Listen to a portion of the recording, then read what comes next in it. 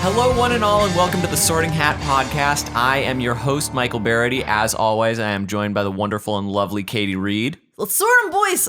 And for this episode, we're joined by Alex Kramer. Hi, it's great to be here.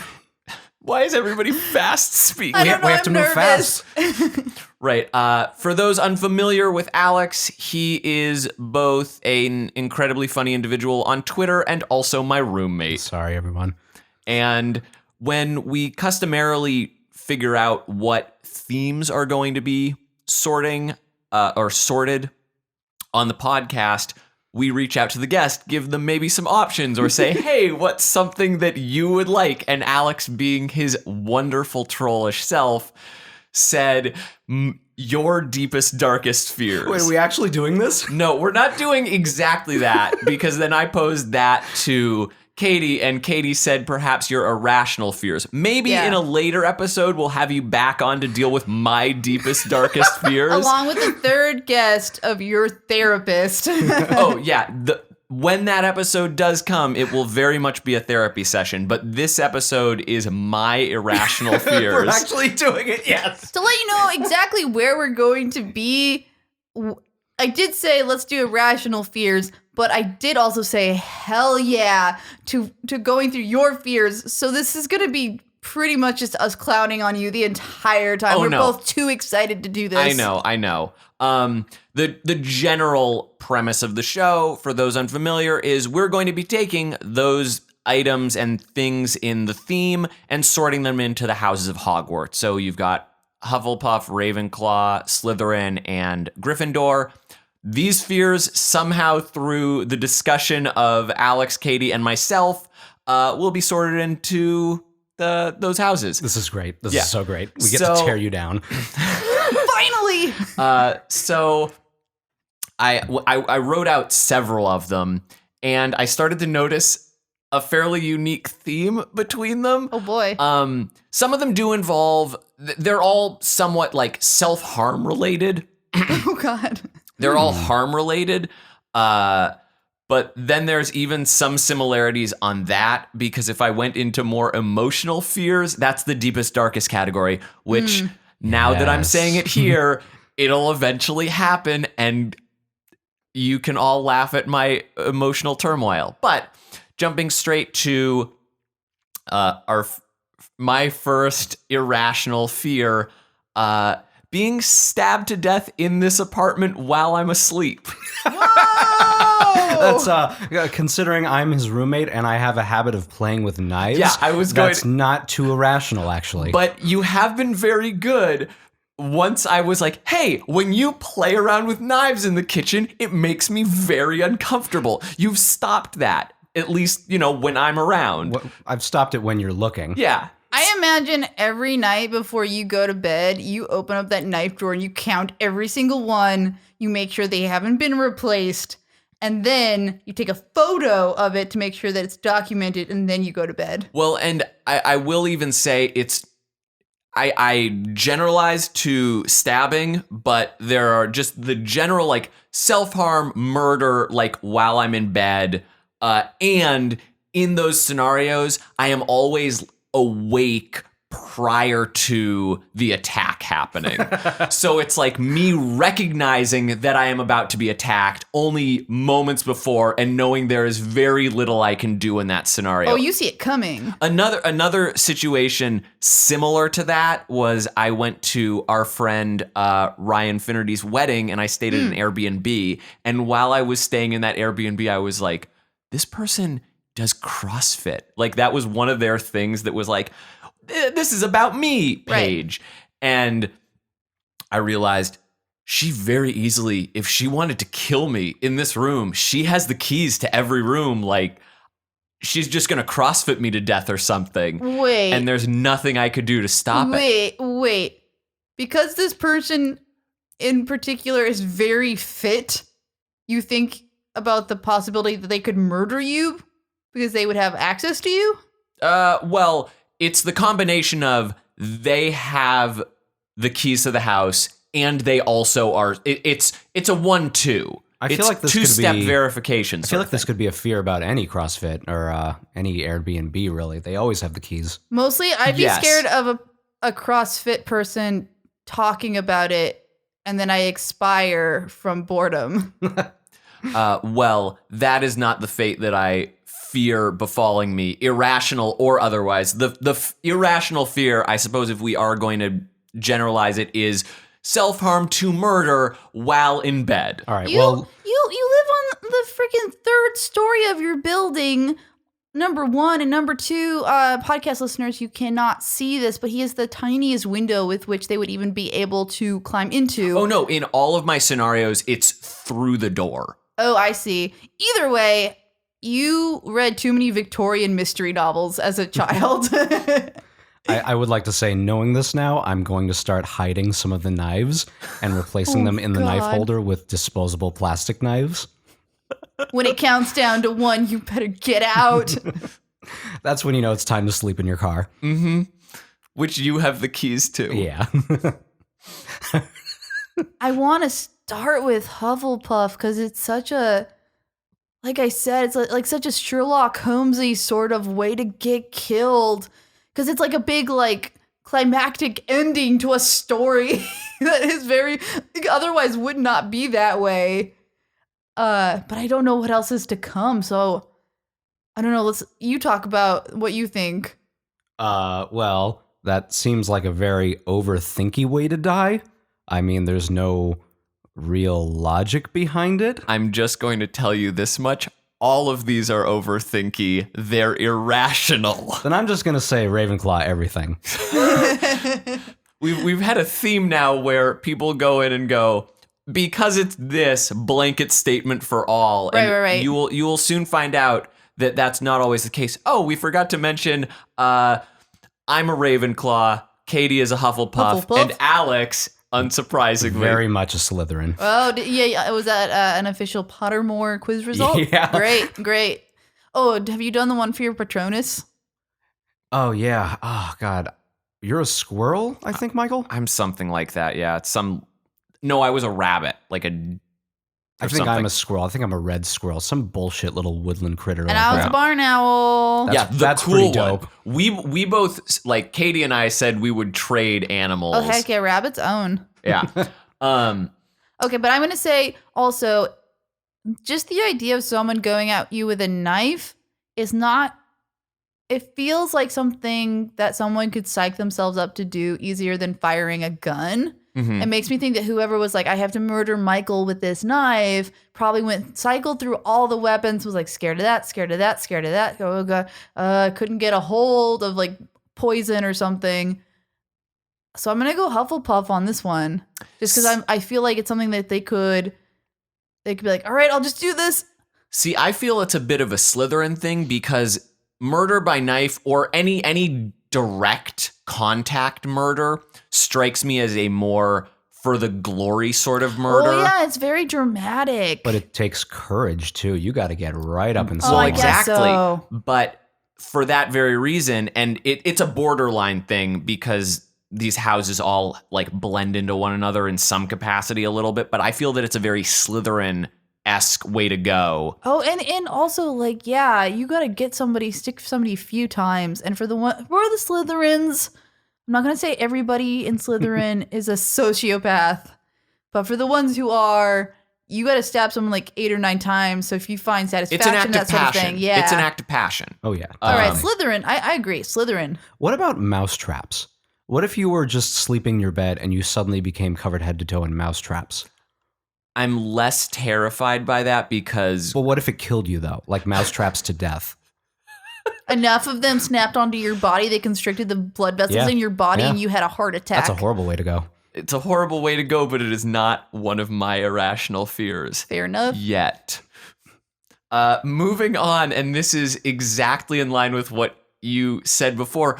We do in fact have an apartment that is on the 3rd floor. One of my fears is falling out of the balcony. Oh, Oh, gosh. my God. Okay. Yeah, we got hit by an earthquake once, like 2 years ago, and it just shook my wall. And both of our bedrooms are situated right at the corner of the building. So they're like, if one of our walls gave out and we just fell right out of it, there's nothing stopping that fall. That's like a 50-foot drop right Guys, there. living in California is terrifying. I know that you guys have like tornadoes and stuff and you're dealing with that, and I respect that. But we have like the whole earth can just split open and swallow us, or we're going to fall into the Pacific Ocean or catch on fire because everything's dried out. All three could probably happen at the same time. And you have a guacamole, bro. It is also worth noting that the fear of falling off of a balcony is not specific to this apartment. It is, in all cases, I just get anxious whenever like I lean against a balcony railing, which is one of the reasons why I tend not to do it.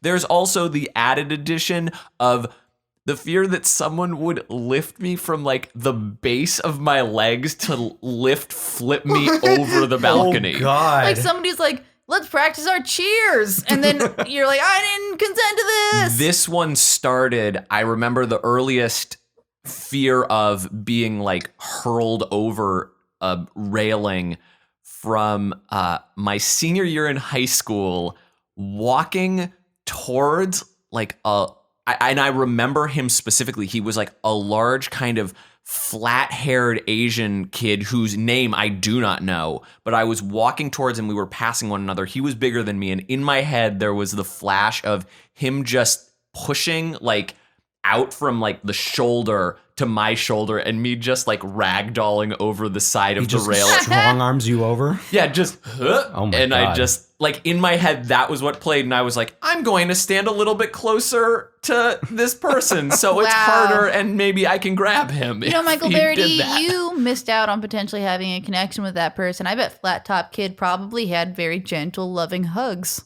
It's quite possible, I but bet he could throw you pretty hard if you wanted to.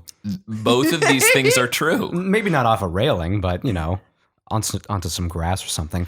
Also, have you considered falling off a balcony onto mouse traps? No, Just saying. not yet. Stops your heart. Yeah. In this situation, there's another similar thing in the fact that we've got physical contact to elicit harm, particularly to me, which might lend us to go back into the Slytherin camp.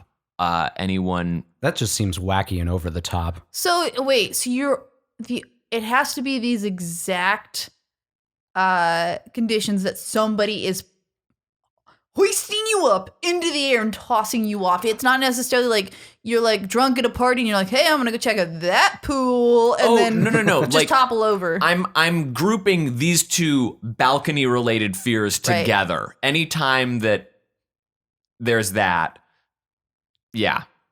It really, like, this one strikes me even more so than the stabbing one as like the sort of intrusive thoughts that you just have whenever you're like being like stimuli that you don't encounter all the time. Mm-hmm. So like going up to the edge of something that could kill you. I think everybody has that thought of like, I could go over that and die, or I could push somebody off that, they would die. Just to add to that, that's what my id sounds like. just to add one more that is similar in that category, because I have a handful of falling off of things fears. This one's more irrational in the fact that it's leaning against glass and the glass disappears. Or in that one, like, we're definitely in a world where wizards are real. Yeah, that's the most Harry Potter of them all. Like, I was just thinking about it, and I definitely in the situation where, like, you know, you can lean against, if you're in like a super posh apartment and there's the glass window on the side, Right. I don't have the fear of like I'm leaning against it or standing by it and someone like throws something and the force of it like knocks me out the window. I'm thinking if I lean on this and all of a sudden the glass disappears. It just ceases to exist. Yeah. Or like I thought there was glass there and I lean back and it's actually not there. I mean, I've definitely had that thought too. I work in an office building that is a high rise, 31 stories up, and there's no balconies or anything. It's just a smooth building. And I've definitely been leaning against the glass, looking down at traffic about 300, 400 feet below. Something like that. Okay. I feel like I'm going to say something that could potentially be really, really dumb. So just buckle up. Mm-hmm. Glass is technically a liquid, right? Yes. Oh, with good very God. low viscosity. So I feel like maybe the part of you that understands that just thinks that you could just like slip through the other side. Now, you just mush through. We're getting caught up on the discussion side of this and playing therapist, which I appreciate. But I gotta understand the whys, baby. But I gotta know like which one of your parents made this happen. I think this all has to do with your mother, Michael. Yeah, she's a lovely woman. If we're playing therapist. But do you feel that the glass disappearing and the balcony thing are close enough to link into one thing, or do you think that they are two separate fears that should be sorted? They're both kind of falling, so do you have other falling fears? Should we just group all those together? Get them on, come on, falling out of a plane, falling out of a Ferris wheel, falling out of a giant's cloud castle. I have another push-related fear, but let's deal with the falling ones in separation. Sure. I feel like. Okay, the first one, the falling one, is a very, like, practical thing. I feel like the first thing, when you're at the Grand Canyon, they're all up on you to stay away from that rim. So I feel like this is a Ravenclaw thing. I feel like you saying, I'm afraid of falling off a balcony is your subconscious giving you good advice. Mm-hmm. But then the person hoisting me over situation or forcing me over. Definitely a Ravenclaw. Because they're thinking, and Ravenclaws think, I'm going to hoist this person over this balcony. That said, as far as Ravenclaws do go, they are very creative in nature, but I think they'd come up with something overly complicated than I'm going to hoist this person over. Like mousetraps. Yes. And also it kind of speaks to the idea, in this specific situation, that you feel vulnerable and not strong enough to fight it. Mm. And that might be a little bit puffy. I like that you've shorthanded Hufflepuff. I got to just all kinds of cool nicknames for all the houses. Door people. That's Gryffindor. Solid stuff. Snakes. Why did it have to be snakes? Thurins. Okay, so you're thinking Ravenclaw for glass, Hufflepuff for hoisting. I'm saying just the idea of falling off a balcony is Ravenclaw. The idea of being tossed off, like almost in a slapstick, like get out of here sort of situation, that's Hufflepuff. Oh, I get your line that's of some logic Tom there. and Jerry. That's some Tom and Jerry shit right there. And then glass disappearing. I think that also can fall into the Ravenclaw category, based on overthinking of, like, perhaps questioning the known and unknown. Right. Which, well, Ravenclaws are very science-based, so perhaps for that reason it actually does go also to Hufflepuff, because Hufflepuff is inquisitive about the unknown. Because that's a very childlike fear to have. Mm-hmm. But if glass just suddenly don't happen. I want to hear more of that person. Fall down, go boom. Fall down into mousetraps. What if glitter suddenly replaces all my blood? It's metal. That'll cut me on my insides. Oh, that's good. Continuing on, I have like, it's a strange amount of theming, and maybe it's just because when I was writing this down, like my head was on the same stuff. But I've told you this one, Alex. It's because you have whiskey stones. Yes. And I chew ice. Oh, God. Whiskey stones sounds like a medical condition, by the way. Oh, I got them whiskey stones in my gallbladder. It's like from And your my alcoholism, you now have a chronic disability. Yeah. But yeah, one of my irrational fears is that I will have whiskey stones in a glass, and just out of force of habit, I will tilt the glass back with the whiskey stones in my mouth, and my molars will shatter. Oh, you dumbass. First of all, I thought whiskey stones are usually like the size of your fist. They vary in these size. These are the size of dice. Okay, you Very know. chewable. Mm-hmm. Extremely chewable. I'm showing the fact that I usually order Shirley Temples at bars. Real hard right here.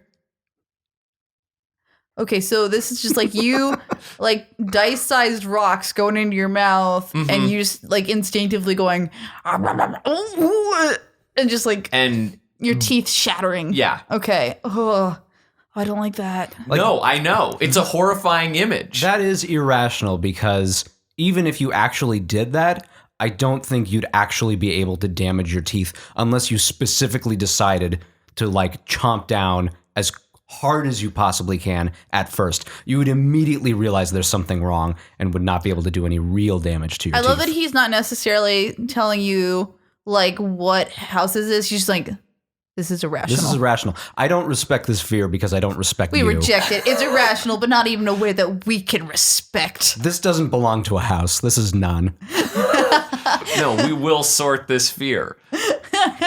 Okay, I'm trying to think. It's not a bad. Is there a house for all the stupid people in Hogwarts? Just the house of dummies? There's definitely an undercurrent as I get to know more Potterheads in the community, especially as they learn that I don't know a lot about Harry Potter. Harry Potter fans hate Hufflepuffs. They talk about Hufflepuffs the same way that Jon Stewart talks about Republicans in Kentucky. But I feel more recently that Hufflepuff has gotten a fair amount of love. Really? Yeah. Newt Scamander is a Hufflepuff in the latest Fantastic Beasts and Where to Find Them.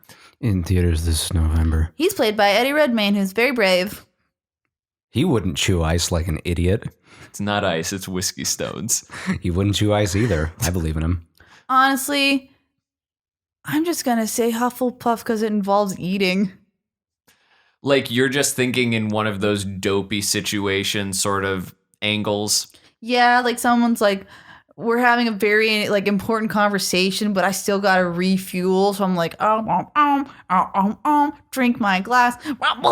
And then you're like, I didn't know this was filled with rocks. I think it's Slytherin because Slytherins are idiots. Like, I don't know, like you're trying to do dark magic, but you're already in Slytherin, so everyone's eyes are already on you. But they keep getting away with it too. The whole school is just idiots, just morons. Whoa. I bet they all chew rocks. Just a bunch of cows chewing cud. I mean, okay, Damn, so Alex, you're gonna get some hate mail. I mean, I'm he's ready for it. a self-hating Slytherin, I guess. Oh, that's right, you are Slytherin. You just Yeah. said they're so dumb. I'd eat whiskey stones. After saying it's an irrational, so good. All right. Now, would you prefer to move to a similar push situation or a similar teeth situation? I just want to point out right now, we haven't gotten to anything involving the fair sex, and I feel like they exist. Yeah, What? Michael, Some let's fears- talk about. what your fears about, girl. Oh, no, those are all beyond irrational, and those okay. enter the deep those are realm. like those are like the dark recesses. Yeah, that you're those like, are if like- we go in there, that we Those might not come back you out. know, my ineptitude in romantic ventures and the fact that I've been single for so long. If you want to know the maybe truth, ladies, slide into his DMs at Belated Media. Those are actually all rational fears because sex is terrifying. Yeah, dude, do you know how many diseases you can get from your penis going in something? At least one, maybe more. Mm-hmm. Moving on. Yep. So, all right, I'm going to go with so Katie, So, you know where at our work, because Katie and I work together, there is, when you get to the second floor, there's that opening, and then you can go to either our side of the office or the main producer side of the office. right, yeah, it's kind of like a foyer. Like if you go into a bank that also has like a dentist's office. Right. And like there's just like it's always made out of marble and glass. Like a combination Taco Bell green burrito or something. Yeah, I thought you were gonna say combination Taco Bell green room, and I was like, exactly. Combination Taco Bell dentist office. Yeah. But that marble flooring, for whatever reason, and I do not have this fear with any other place, I have the irrational fear that I will be walking across between those two offices and I will trip forward and slam my jaw in the way like I curb it and just like smash just my upper teeth on the floor.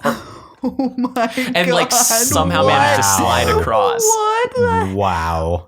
Is it in your mind when this happens? Is it because of someone like there's a piddle puddle on the floor, or did they just like over wax it, or what? It's always a situation where like I am in motion and then like the trip happens and I continue in motion and like smack and slide, and I guess like teeth are left in a trail behind me as I slide. It's the law of conservation of momentum. Right. Where you lose all your teeth.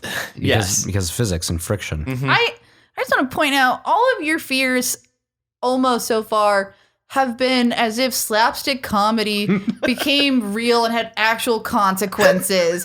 Like your next fear is going to be like, well, I walk out, I'm about to get that Roadrunner, and suddenly an anvil falls on my head and immediately my skull is split up and my brains go everywhere. I'm walking down the hallway, but the hallway turns out to be a painting and I walk right into it. Oh, I hate that. I don't know why these are my fears, and I think just it also, in writing some down, I was like, oh, I have a few more that are all in the same camp of teeth smashing and being shoved and falling. I feel like this scenario would be the most annoying time to bring in Alex's Mousetrap edition. First of all, you're smashing your teeth up, and then you fall into so many mousetraps. And you're at work. And that's embarrassing. And just by reflex, you start to chew it. Oh, no, You're Michael. chewing that marble. It is worth noting, I think I know where the teeth-related irrational fear comes from. I know this. This has happened to you. Yeah. Well, so back in 5th grade, Squeamish people, close the window now. it's not God. it's not as terrible, but it's Get a pretty barf terrible. bucket ready. So when I was in 5th grade, while I was at Hebrew school, there was a skirmish by a bathroom, and we were trying to push. Someone was being pushed into a bathroom, and I was in that group of people, like trying to push the person into the bathroom. But it was like a laughing thing. Yeah, it wasn't a fight. It wasn't I a thought you were fight. saying there was a Hebrew school brawl. No. You were beating the shit out of some No, kid. we were- You're not making it to your bar mitzvah, bitch. I don't remember what the like lead up to it, but we were like jokingly pushing somebody into the bathroom, Just and they were like, rough-horsing. "No, don't do it." And then I got knocked over and fell down, and then the person who was being pushed into the bathroom fell on my head, and my mouth slammed into the door jamb in the restroom, and so my front incisor, if for those dental students out there, it's incisor whatever dental number 9 is. Pretty sizable dental industry fans of the Sorting Hat. Hey, we'll eventually get to sorting all the teeth in your mouth. Oh, God. But yeah, so I slammed my head on the door jamb and came like blacked out for the briefest moment, and then came to and was like, oh my gosh. But I didn't feel anything. I apparently missed the nerve by 1 millimeter, but like Whoa. chipped the whole bottom half of my front tooth off. Wait, so you then the didn't screams feel any began. pain when this happened? No, I felt nothing. Like there was a sharp snap and I was stunned for a moment. And then I saw my scarier tooth. to me for some reason, because that's your body not letting you know what's going on. Right. If my finger's on fire, I need to know. Yeah, so I saw that and then saw my tooth and like felt wind passing through my mouth, and then freaked out and then like started bawling because I was like, what happened? But Was this a baby tooth, or this was this permanent? was an adult permanent tooth. This is all a fixture. Yeah, so it was like serious. Mm-hmm. But there's no mouth blood. No. So like mouth blood. just a word of mouth then. If anyone's going to punch Michael in the mouth, aim for incisor number 9 because that's already fake. So just save him a lot of trouble. Yeah, please. The ring should go there. Yeah. I feel like that one, okay. So this is the sliding on floor. So you're afraid of a sequel. Oh. A little bit, yeah. But I'm going to say this is your Gryffindor fear. Mm. Because, like Harry Potter, you experienced a trauma as a young baby. And now you feel it coming. You feel the potential that it could come full circle, and that could be how you die. This is your Voldemort, dude. I mean, I'll take that if that's my Voldemort. Like, that's a pretty substantial one. And It almost got you as a child, and now you're afraid of it coming back to finish the job. Well, but the interesting thing there is, like, as far as crazy things that have happened to me, like I've almost stepped on a rattlesnake. I sliced my wrist with a pocket knife when I was a Boy Scout. That is not how you tie a bow tie. I know I shouldn't laugh, but I just love the idea of someone being like, here, we're trusting you with this, and you're like, okay, oh no, my wrist is bleeding a lot. It was essentially that, because I'm it was laughing at a child like bleeding out. I'm so sorry. It was the day that we were supposed to learn how to whittle, and as they were explaining, they're like, always whittle away from yourself, not towards, and I when they said that, I whittled towards myself and sliced my wrist. Yeah, you're like, what? How come? I think that contributes to my fear of knives. If we're delving into it, everything makes 100% sense. But These I are all love rational. swimming, and when I was, I want to say 6 or 7, I was running in a pool and smashed my head and then went unconscious in the pool. So I technically could have drowned then, but a cousin saved me. But I love the water. Okay, so yeah. I mean, granted, I was unconscious when that happened, so maybe that's why it's not. Was it the fun kind of unconscious, though? Maybe that's why you love the water. Yeah, you're right. I forget that there are two types of unconscious.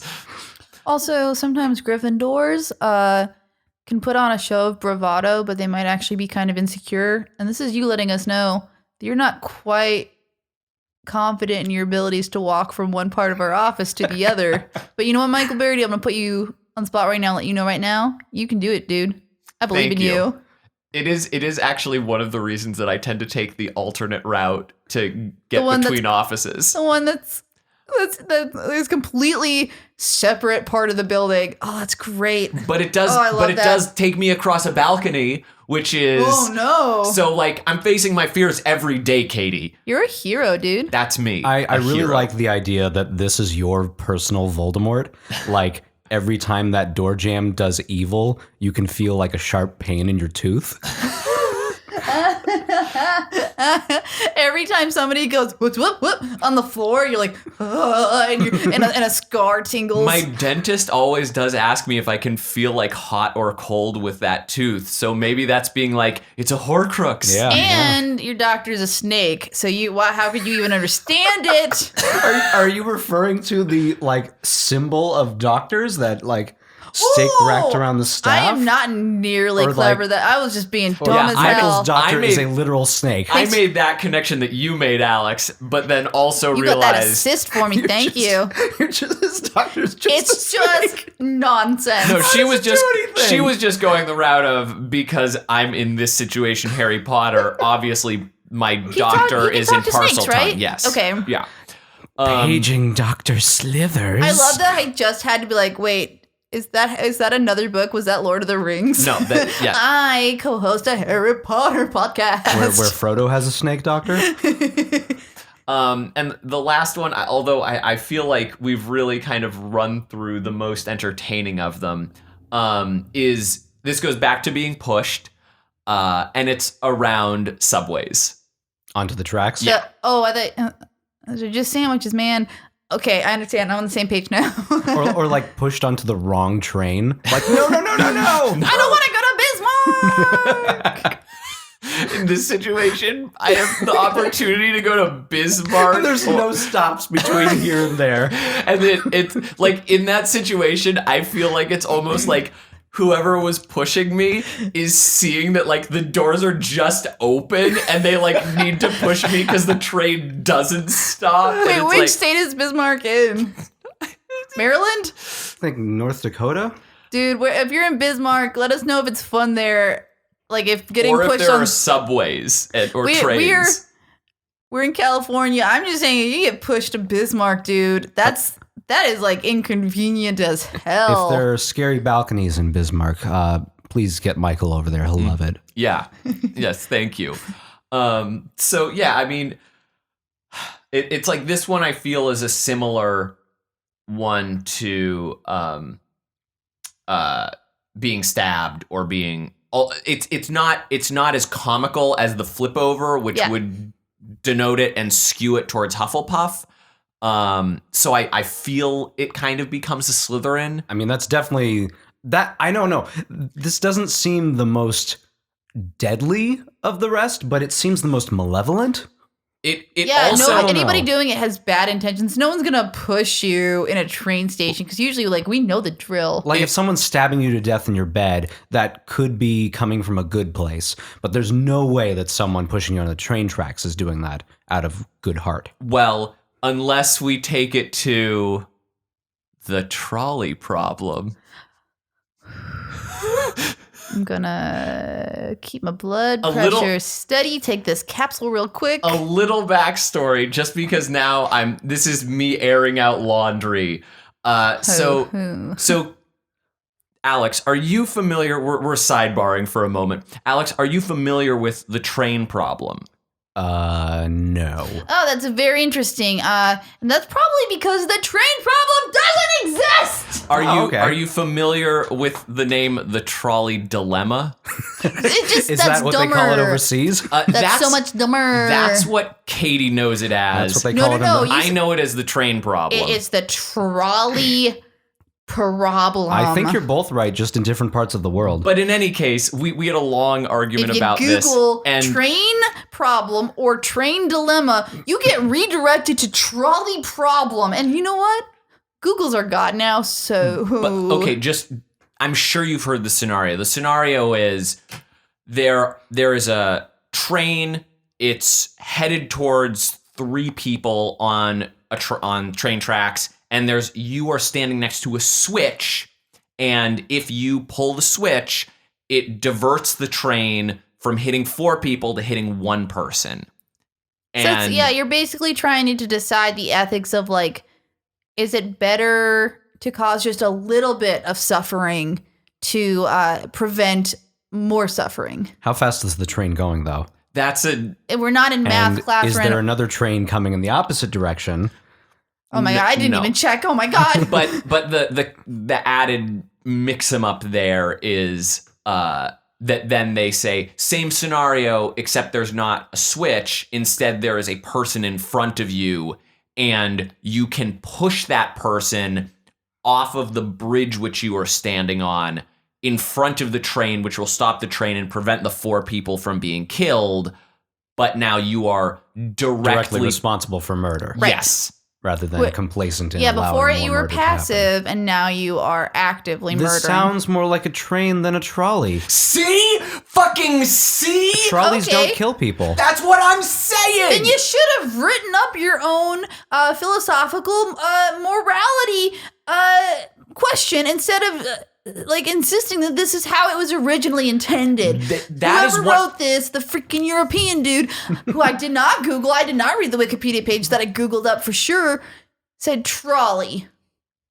And your explanation for why it couldn't possibly be that was made me so mad. You said something to the effect of well, a trolley just seems jauntier and less harmful. It's like, what? It's still bigger than a car. I'm scared of getting hit by a car if it's headed towards me. Yeah, but trolleys move at 3 miles an hour. Exactly. That's what I'm saying. If someone gets killed by that, it's just hilarious. You never hear about a high-speed trolley chase. Yeah. Granted, you never hear about a chase in a trolley.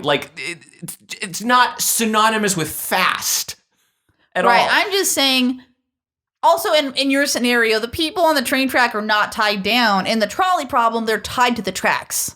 It doesn't And you can't matter get to them whether in they're time. tied or not tied. They're on the tracks. So we have a mustachioed villain on the loose, Oh, it's basically. definitely in the In one melodrama scenario. Yeah. world of ethical dilemmas. But in those scenarios, just if we're going to like carry this sidebar over, do you feel either one of these scenarios is Hufflepuff versus Slytherin, or So like you're afraid of being the victim being pushed in front of a train to save 3 other people. That's what this is. I Now- would say that's pretty rational, dude. If someone just has to make that call, oh, it's the train problem, push. Or if they're just debating, oh, it might be the trolley problem. Then the well, train. in my situation, neither of people beyond are present. It is just there is an oncoming subway. If you It's just there's nobody to save. I just have to kill this person. That's train problem solved. We're getting rid of the situation of like I need to push somebody. I know. I can't let go of it though. That's hilarious. I'm just to saying, me. if you see a train coming towards you and you know it's fast, how difficult is it to just step off the tracks? Train problem. Train problems, you dumb as hell. All right, back to yours, getting pushed onto a subway track or into a subway train car, not knowing where you're going. No, it's not that situation. It's being pushed like it's being pushed like when there is no possible way, like upon falling onto the tracks, like that I can get up and get out. Right. It Because is that isn't fall hit. that is a rational fear. I think maybe I'm only saying that because I have the same But one. like everybody always stands like behind the yellow line, and I'm always standing behind the yellow line, like Right. as instructed by the voice that echoes through all subway stations. And like the universal rule that yellow means careful, dude. Yeah, but there's just the weird fear, like somebody somehow pushes me so hard that I think don't that's know. what pushes it over the edge. But maybe Because, it like, is a rational fear. Whenever I've heard about, I think I even saw, like they didn't get hit, thank goodness, but like when they fell down there, it's deeper than you think it's gonna be, and it's hard for Looks like it's up to neck height almost. it's Yeah. hard for somebody to do the hoisty thing, and it's impossible for you to hoist yourself up right. It's very difficult unless for me to you do are the like a hoisty thing. marine and you got like those fingertip pull-ups you can do. You're fucked. Especially me. I'm like 4 foot and like a tic tac. I am so small. I would be dead. I would be done. So are you letting me know that this is a rational fear? I feel like most of the stuff you've been brought up really is to some degree rational. I would Except say like for being stabbed in your sleep. That's stupid. And the Whiskey also Stones one. glass no longer existing, just like vanishing. that one's pretty rational. But I'm saying this is the more reasonable, but the odds are very low that it will actually happen to you. I've kind of worried looking at train tracks like that. If I fell down there, is anything like electrified? Oh, is yeah. anything I mean, going that's to the other. incapacitate me down there?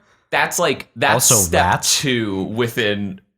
Also, a lot of rats. Like, Are you just worried that like you'll fall down and the rats who have not had anything to eat for days will yeah, suddenly they'll just be like shoes. Or more realistically, are you afraid you're gonna fall down and like touch a gross rat? I mean, a fate worse than death. I like that in the rats case they say shoes like they're looking to accessorize. Delicious Reeboks. But I'm gonna say, oh, actually, no. This isn't a rational fear, and you know why? I'm gonna tell you right now. I'm gonna put you on blast. I live across the street from a train station. Michael Barryte lives within walking distance of another train station that goes to my house.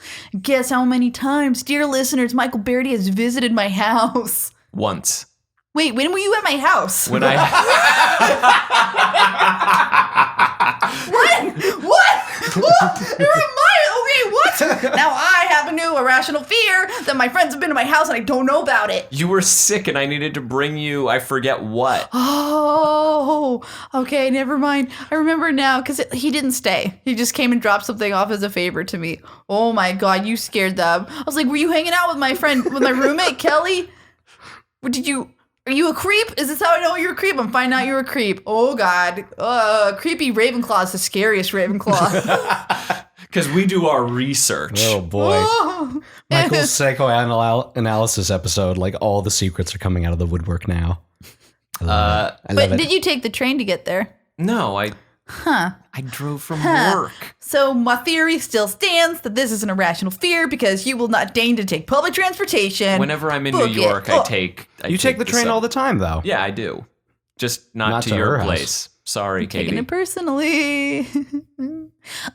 So I'm gonna go with, if somebody pushes you on a train, they want you dead, and they know that a giant speeding bullet's gonna do it. So Slytherin is what I think. I see it as Slytherin, or it could go the route of Gryffindor, because I feel like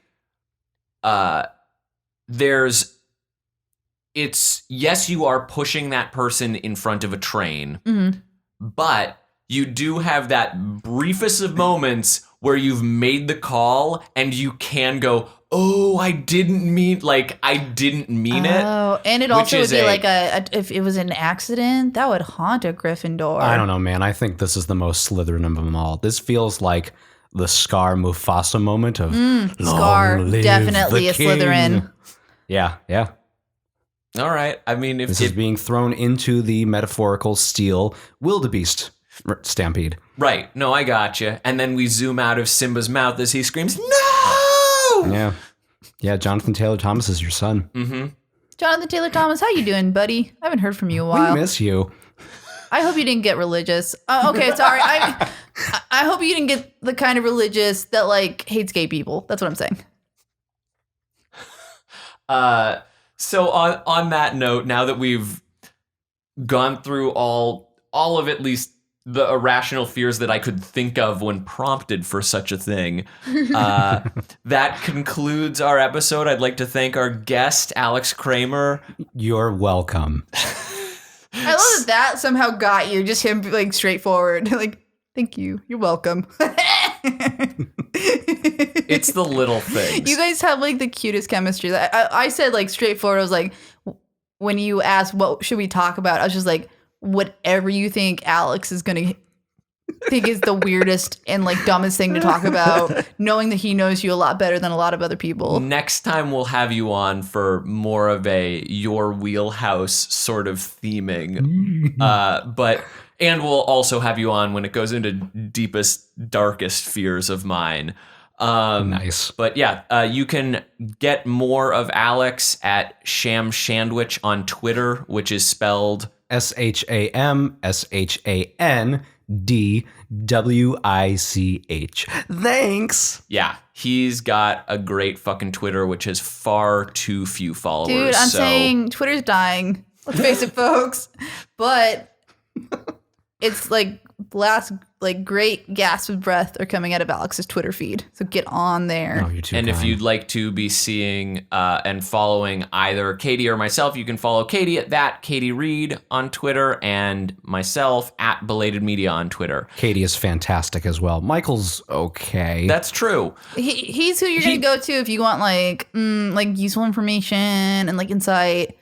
Come to us for some farts. I you want, retweet like, both of them. If you want like a mediocre account, like if you want to see what mediocre is, check Michael out. Wow.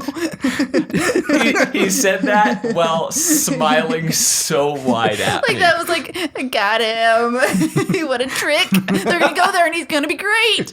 I mean, Alex is just the type of wonderful friend who I have who swings his fists at me repeatedly and goes, one of these times I'm actually going to do it. And that's our friendship. So thank you all so much for joining us on this very oddball episode of The Sorting Hat. And you'll hear from us later. Let's do an ASMR bye. That's your hair and I'm also made out of needles.